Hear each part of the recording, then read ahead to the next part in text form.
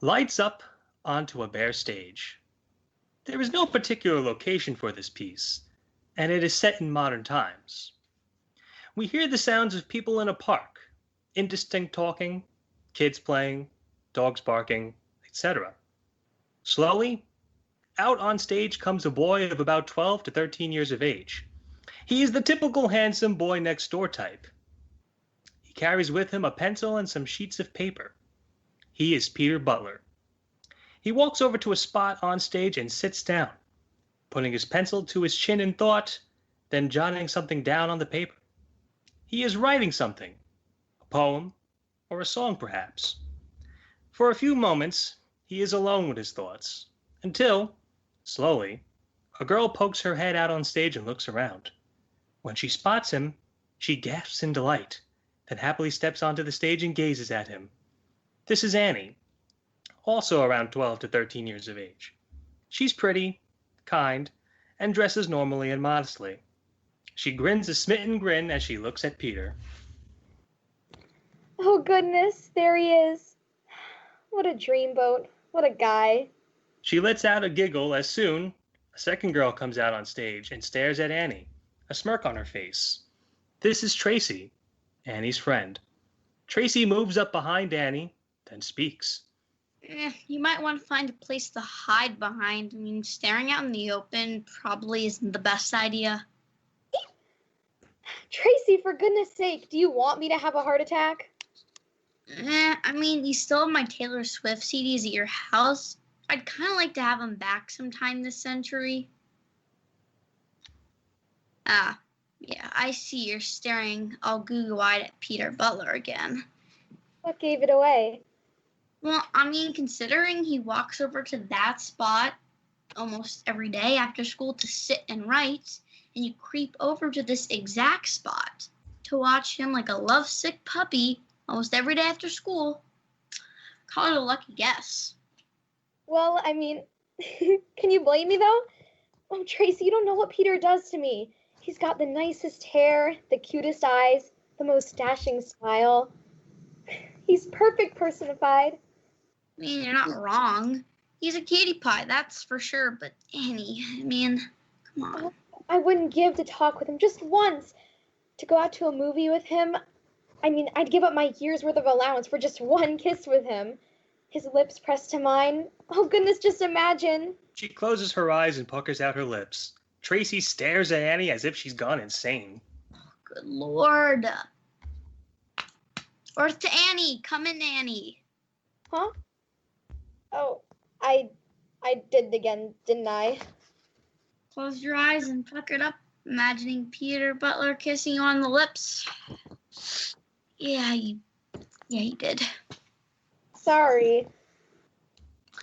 Girl, you're my best friend, but sweetie, please, you do not need to do that. It's totally adorable, but it's also totally weird. And you've got to stop reading those trashy romance novels your older sister Jenny is hidden in her room. Right underneath her bed, the left-hand side. Almost 2 years and she's never changed the hiding spot. Annie, want something to happen between you two? It's really simple. Now just go with me on this, walk over to him, wave your hand at him, and say, hi. Hi? Hi. Tracy, it's not that simple. You know, last time I checked, saying hi wasn't rocket science. What I mean is, Peter he's so perfect. I mean, what would he want to do with a girl like me? I'm just kind of ordinary, don't you think? There you go, calling him perfect again. Annie, sweetie, trust me what I tell you. No boy, not even Peter Butler's perfect. Says you. I mean it. Everyone has their wrinkles. That exposes them as human beings. That includes Peter. Don't build him up as perfect, flawless Greek god. Is he cute? Sure. Is he nice? Sure. Perfect? Not quite. Tracy, you're my best friend, but this is not best friend talk. No offense.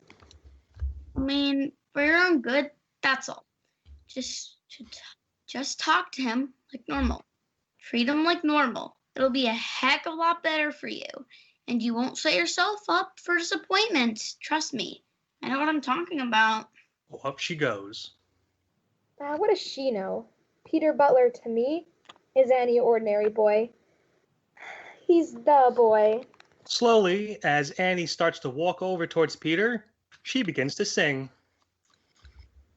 He's the boy, he's the boy, he's the boy, he's the boy, he's my Romeo. Oh, oh, oh, oh, oh, oh, oh. He's the boy, he's the boy, he's the boy, he's the boy, he's my R-O-M-E-O, Romeo. He's the boy, he's the boy, he's the boy, he's the... So, Annie suddenly stops and Peter looks up from his writing. He looks around in confusion.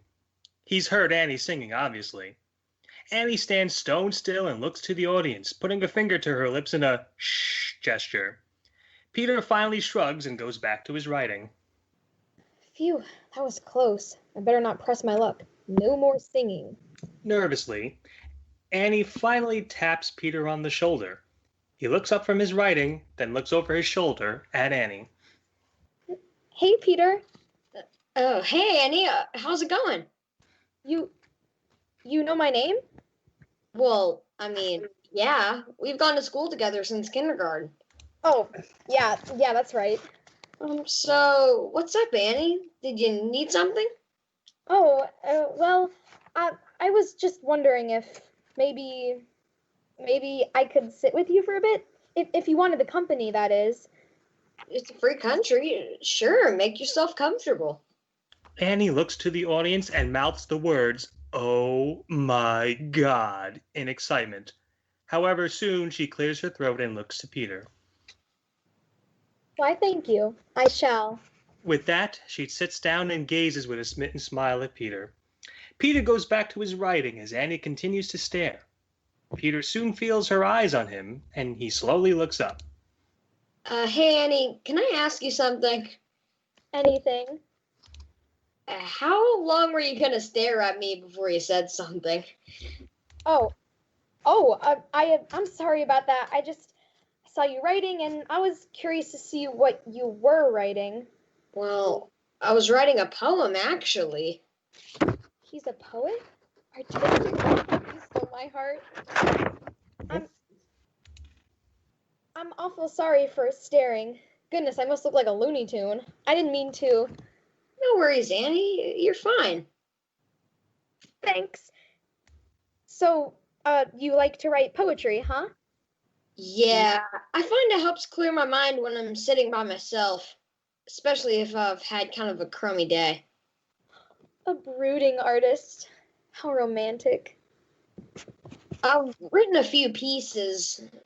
Not very good, honestly. Well, gosh, how do we know if you don't read them out loud?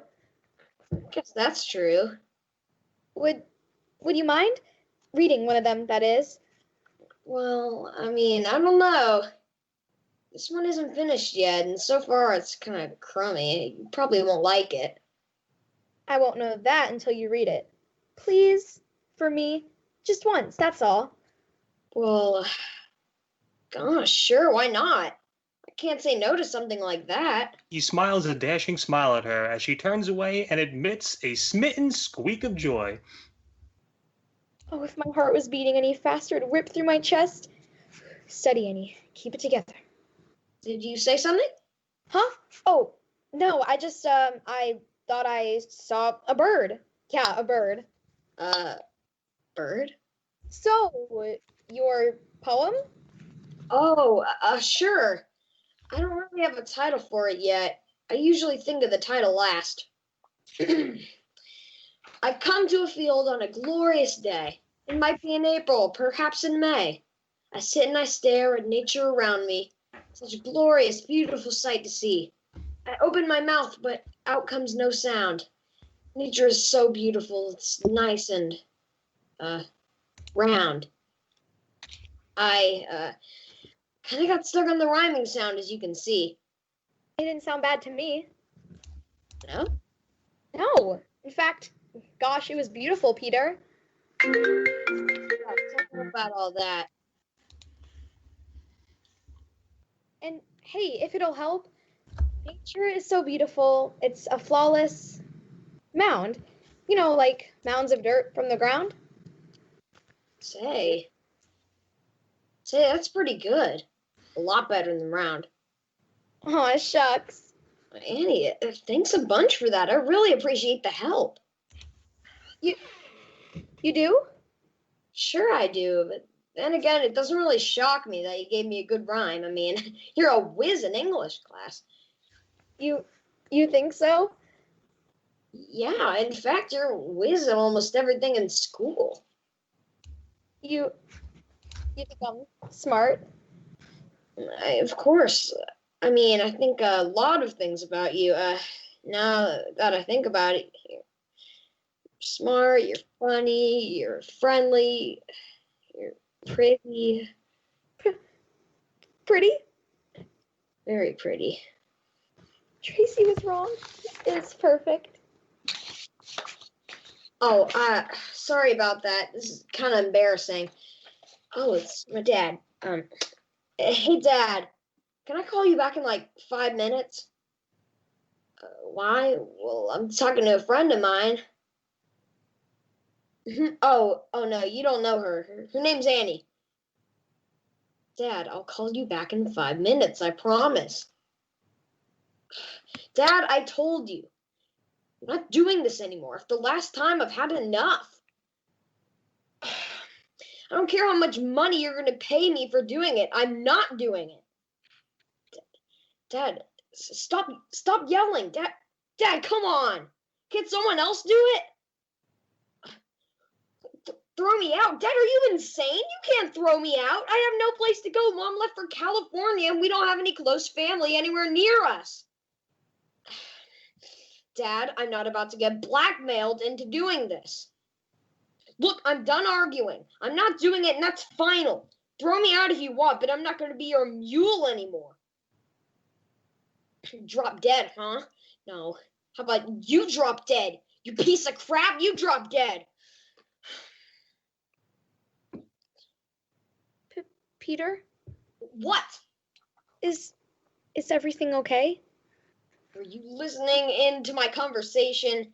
Jesus, there no privacy anymore? I'm sorry, but Look, what my dad said to me is my business, not yours. Are you in some kind of trouble? Peter, you can talk to me. Hey, mind your business and buzz off, would you? I want to be alone. I Buzz off! Okay. I'm sorry. I'll go. Peter, together. I cannot cry. Get together. Why does he do this to me? Can he be like a normal dad? Why didn't I just go live with Mom? I said go away. Peter, talk to me. Tell me what's wrong. It's fine. That didn't sound fine to me. Live. Peter, you have my word. I won't tell a soul. Please talk to me. You can't live like this, bottling it all up. It's agony, please. If not for me, for yourself. My dad, he's a scuzzball. I can tell. He was really mean to my mom. He'd hit her all the time, even for the little things that went wrong around the house. My mom finally couldn't take it anymore. She filed for divorce last year. She moved to California to live with my aunt and uncle. I wanted to go with her. My mom said I needed to stay with Dad so he wouldn't completely fall apart. But it's like torture. He puts me down all the time. He makes fun of me, treats me like dirt. And because he doesn't have a job, he gets money to live by, let's just say, less than legal ways. Less than legal? He steals expensive stuff from stores. You know, power tools, laptops, things like that. And he sells them around town to people for a discount. I mean, he makes a profit since he stole the things to begin with, but a discount nonetheless. And it makes me be the mule. I have to go and bring these items to people, and they give me money in return. My dad says I can have a cut of it, but I said no way. I'm not gonna get my hands dirty. Does he like that? I mean, who'd suspect a kid like me of being a thief's accomplice, right? My gosh. I hate doing it. I don't want to, but it's the only time my dad treats me in any way resembling a human. But I'm getting tired of it. The guilt, the danger. I told him I want to stop. Told him to get another mule, but he just kicked me out of the house. 12 years old, and I've been kicked out of my own house. I have nowhere to go, no one to turn to. Annie, I'm screwed. I don't know what I'm going to do. My dad said I can come and get my things, but after that, he's thrown me out. Peter softly begins to cry as Annie gazes at Peter with pity and sadness. Tracy was right. It's not always perfect. There could always be a wrinkle, even if that wrinkle isn't your fault. Peter gently starts to cry more as Annie gives him a hug. Surprised, he hugs back. What's this? You're not alone. I want to help. You? Peter, I'm going to be blunt. I have a gigantic crush on you. Have for the past 2 years or so. But this isn't about crushes. This is about decent humanity. I used to look at you as this flawless, perfect boy, that your life was great in every way. You did? Yeah. But I think I'm starting to realize that, well, life sometimes isn't perfect. It's not exactly a fairy tale. But you know what? That's okay. It's all okay. It's gonna be fine. Promise? I promise. Annie? Hmm? I kinda, sorta have a crush on you too. You do? Yeah? You want to talk more about it? At my house, my parents can make you dinner, and then you can relax while we think about how to stop your father from doing this, or maybe find a way to get in touch with your mother. At your house, you say? I think I'd like that very much. Me too. Slowly, gently, Peter leans in and kisses Annie on the cheek. A lingering kiss of about 2 to 3 seconds. Thank you. Anytime. The two hug once more and, slowly, holding hands, they walk off stage. However, after a few moments, Annie comes back on and looks to the audience. He's not the perfect boy. No one really truly is. But to me, he's still the boy. My Romeo.